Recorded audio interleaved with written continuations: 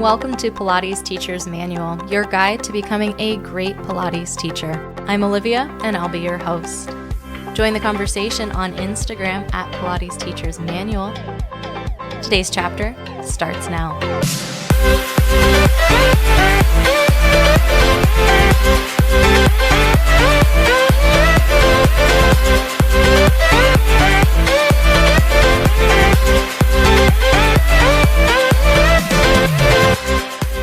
Hello, everybody. Welcome back. We are back at it again today, discussing best ways, best practices, common attempts, I'm not sure, but tools to empower your students to select the right class for them or to self-select the right class for them.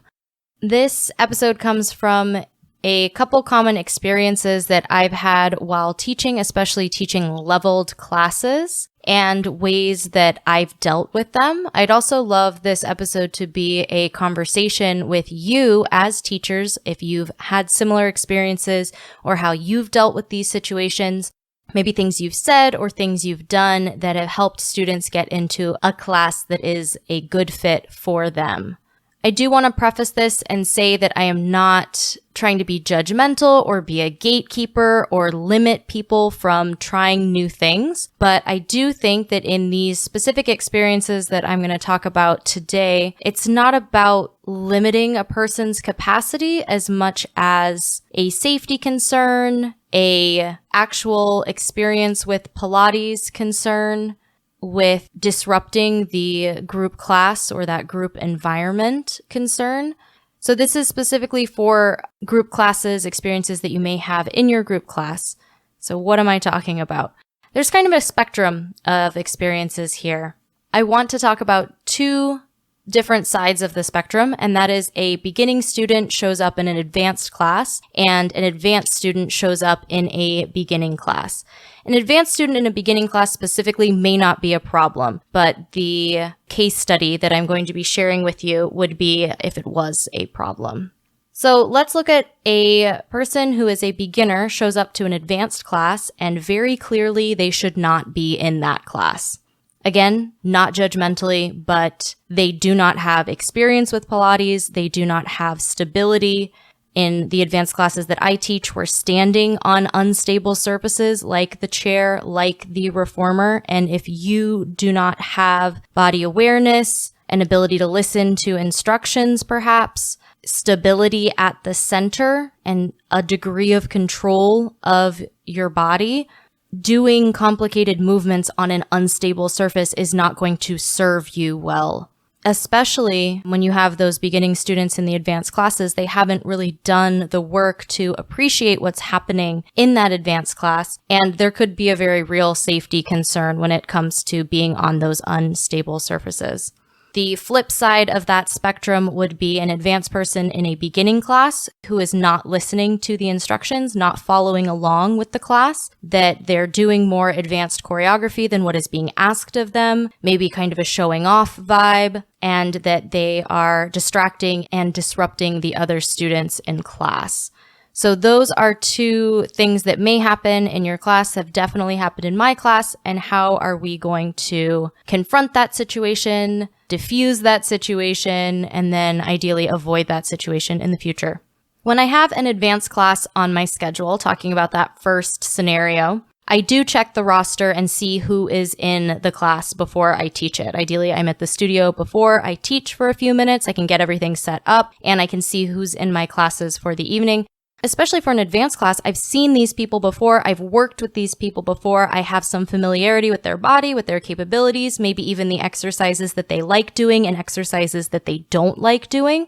So if I check the roster and I see a name that I don't recognize, I usually look that person up in the system and see what other classes they've taken. Have they taken classes with other teachers? Have they taken other level 2 classes, just not with me? And we kind of see what their class history is at the studio.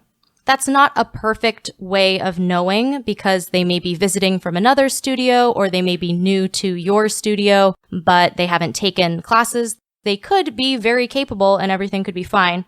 I do make a point to talk with them before class if I can. It's kind of weird with our COVID protocols. Students aren't coming in until 5 minutes before, so I don't have as much time to chat. But I will make a point to go over and introduce myself and say, hey, how are you doing? Tell me a little bit about your experience with Pilates. And then what they say in response to that is really going to determine how I'm going to have to adapt the class to meet them. As I said, they might be fine. They may just be visiting from another studio. They may have just started. They may have total competency and ability to be in this class. Sometimes they don't. So I do have a little bit of a spiel that isn't standardized, but the things that I try to hit, just like a real quick thing that I say to them before class starts. I'm so glad that you're in class today. Just to let you know, this is an advanced class. We will be going a little bit faster. There will be more choreography and faster choreography happening. As always, do what you can, do what feels right in your body. Your body is the boss. I am going to be giving options, so make sure that you follow the option that fits for you. 100%, you don't need to do anything that you are unsure of or don't feel comfortable doing. Okay, I'll check in with you during class. As always, I try to frame it really positively that I'm glad that you're here. I want you to have a positive experience, but just a heads up, this class is an advanced class, which it says when you signed up for it, but just reiterating that and giving them permission to not do everything, I think is also important so that even in this class that they chose to take, they can choose to do everything or choose to do some things. But it's tricky, especially when they get to the reformer and they're like not sure where to go for footwork. And they could be a very competent athletic person, but they just may not have that familiarity with Pilates, which would make this advanced class even more difficult than if you were just doing an advanced class when you have that Pilates experience. During the class, there's a couple ways it can go. There's infinite ways that it can go, but one camp is leave them behind and just keep going, do the class pretty much the way you would regularly, offer modifications, and let them flounder.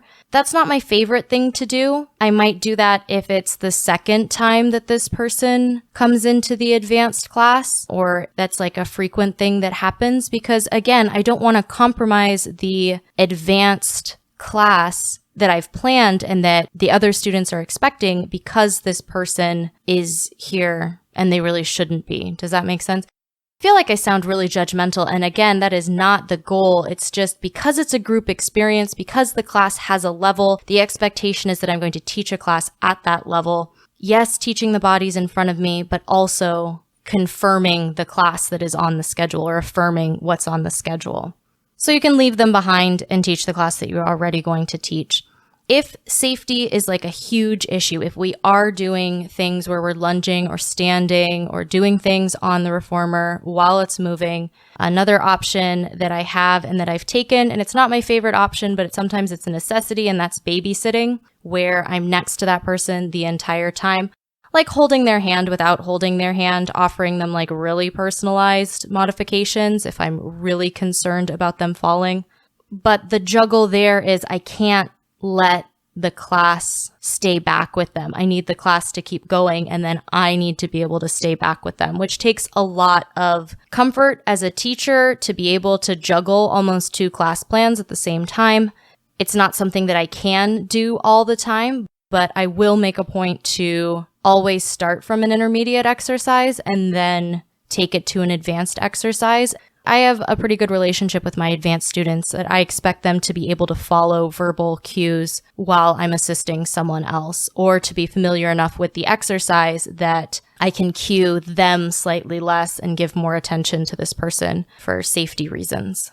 In the moment, in the class, I'm not sure what else you can do because I refuse to change the entire class for this person. And that's the same if I have someone in an advanced class who has, something going on with their wrist or something going on with their ankle, that I'm going to give them modifications, but I'm not going to like not teach pull-ups on the chair because of their wrist. Maybe I'll have them pike on the reformer and like forearm plank, facing the headrest so that they're getting that piking action without being on their wrist. But I'm not going to take out that exercise because that one person is not able to do it.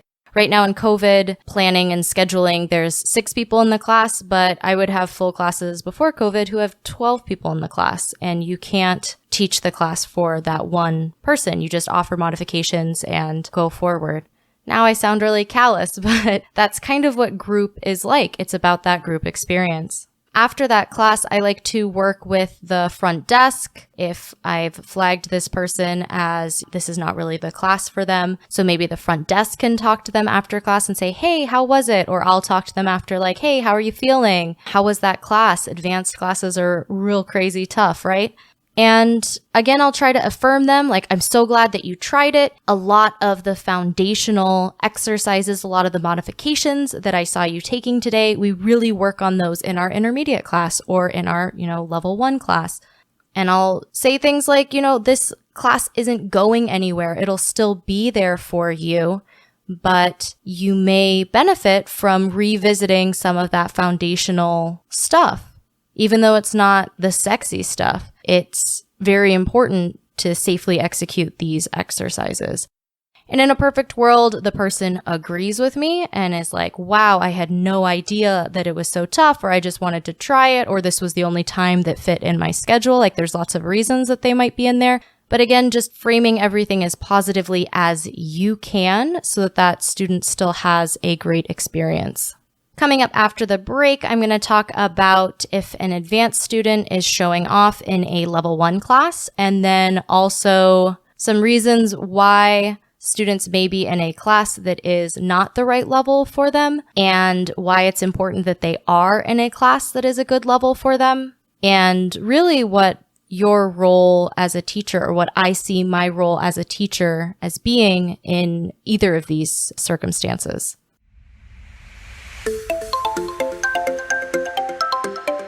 Hi there. I hope you're enjoying today's chapter so far. There's lots of awesome stuff coming up after the break as well. Please share this episode with your friends and followers and share the Pilates love.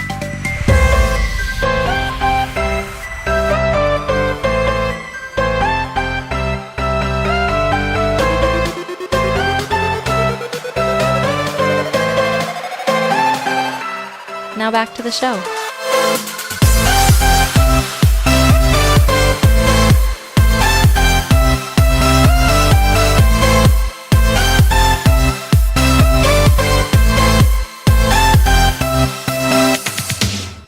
For the advanced person who is doing their own thing during your beginning or level 1 class, I would like to point out that this is different than a student who has taken the progressions that you've offered them. So in last week's episode where I was talking about offering progressions for exercises, and you may have people doing 3 different exercises that are the same exercise but at different levels in your class, this is different from that. This is, we're doing a standing lunge or eaves lunge beside the reformer, and they're doing floating lunges into planks or pikes or arabesques or something that is just not what you're cueing, not what you're offering, and is becoming a distraction and a disruption to your other students. Kind of phase 1 with those students, depending again on how disruptive it's being, is I'll ignore them and keep engaging, keep the class going forward. If it gets to the point where other students, especially in beginning classes where students aren't 100% comfortable with the choreography or 100% experienced with the exercises, sometimes they will copy the person who looks the most confident. If this person who is showing off looks the most confident, and then other students try mimicking that. Or if you get like that uncomfortable vibe that people are not really feeling it, then, I like to joke, I diffuse a lot of situations with humor. So I'll say things like, all right, let's all bring our feet back down to the ground. Let's go through this together. And usually that'll get a laugh. Or let's try it the way I'm cueing this time. And then people will laugh, especially if it was confusing and we had lots of people doing lots of different things. A lot of my sense of humor is highly contextual, so it's difficult for me to actually even think about what I joke about, but I'll say a joke to get everyone's attention and see if that brings it back. If not, I will talk to that person during class quietly, not in a public shaming way, but just be like, hey, that's not the exercise that we're working on right now. Can you stay with me for this? Sometimes there's a little bit of an ego stroke in there where I'll say like, I really need you and the Pilates experience you have to really show other students what I'm talking about. Like, can you help me with that? Where you kind of ask a favor and that puts them in a position of helping you by doing the thing that you want them to do. I'll also talk to the person after class and say, hey, I saw you were working on this thing. We don't really work on that in the level 1 classes, but I'd love to have you in my intermediate or advanced class where we can really workshop that movement. Or I'll throw privates out there. Like, I'd really love to do a private session with you and we can really work on that thing that you were doing, Even in this case, trying to frame it as positively as possible and not making it an attack or anything where they would be defensive. You really want to make that as positive as possible. For the same reasons that the beginning student may have been in that advanced class, it may have been the only thing that fit in their schedule. Like, we really don't know the entire story of what's going on with them. So just assuming good intentions and then offering other options. Sometimes students get it right away, which I appreciate, and it's not expected. I mean, no one has to be able to read my mind, but sometimes students understand, and in the case of the beginning student in the advanced class, maybe they tried a beginning class, they thought it was too easy, and they really wanted something hard. Easy and hard in the exercise world have been really co-opted in ways that do not serve Pilates well, because just because you're working on a foundational movement or you're lying down on the reformer or you're sitting on the reformer where it's a little bit more stable doesn't mean that you aren't working at all. Sometimes, students think that those lower level classes are easy or like building the foundation is easy, so I don't have to do it. I like to throw in, if that's the attitude that I'm getting from that beginning student, that, the better you get at Pilates, the more difficult those level 1 classes get. I'll share a personal example with them that, if I do footwork and I'm engaging my abdominals the whole time and I'm activating my posterior chain and I'm, really concentrating on my axial elongation, see, like throw some fancy words out there. I'm sweating when I do footwork, regardless of the class level I'm in. I can get a great workout in a flow 1 or in a level 1 class. Whatever the reason the student has for choosing the level that they chose, I want students to be successful and to get the most out of the class. And I don't personally believe that a student with limited Pilates experience is going to get the most out of an advanced class where the foundations are almost assumed that you have and we're just putting icing on the cake, but we expect that you made the cake beforehand. Like, if you don't have a cake, frosting is not super useful. Same thing for that advanced student that is really trying to workshop their fancy choreography in a level 1 class. A level 1 class has amazing benefits in terms of working with your foundation or seeing what you're working on in a new light, revisiting those basics, those building blocks, but they may not be getting the most out of that. So in both of those cases, I would recommend that those students take classes at a different level than the class that they chose. In a perfect world, talking with them, we understand each other. Different choices would be made in the future, or if they choose those classes, their expectations have been changed.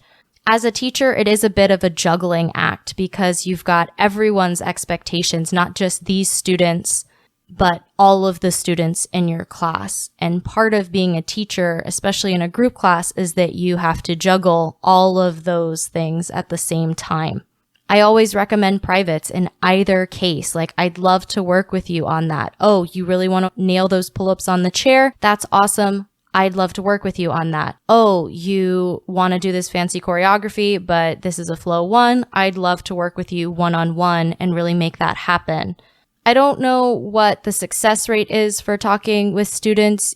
I mean, you might have someone who comes a few times, or I've had students who do take my advanced classes who know that they're not maybe at that level just yet, but they're going to stay with that 1.5 option. I always tell people that I think the biggest requirement for being in an advanced class is that you need to be able to listen to the instructions and also know your body and know your personal limitations. If you aren't 100% there on all the exercises for a level 2 class, but you know that and you're modifying appropriately, you're not holding the class back. You're not being a distraction. You are getting the most out of your class. You are having that positive experience.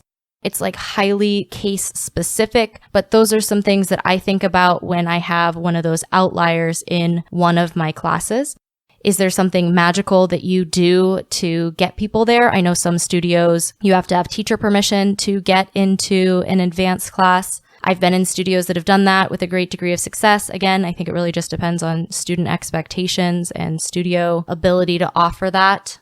There's lots of ways to approach this. I would love to hear what you do if you have any magic words. And yeah, if there's anything else that really helps students feel successful in your classes, I'd love to hear about it as well. Reach out to me on Instagram at Pilates Teachers Manual. I hope you have a fantastic week, and I'll talk to you again soon.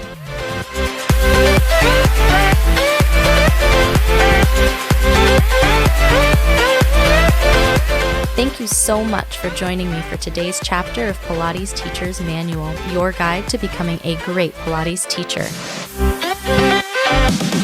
If you loved today's episode, subscribe and leave a review. You can reach out to me on Instagram at Pilates Teacher's Manual or send me an email to pilatesteachersmanual@oliviabioni.com. The adventure continues. Until next time.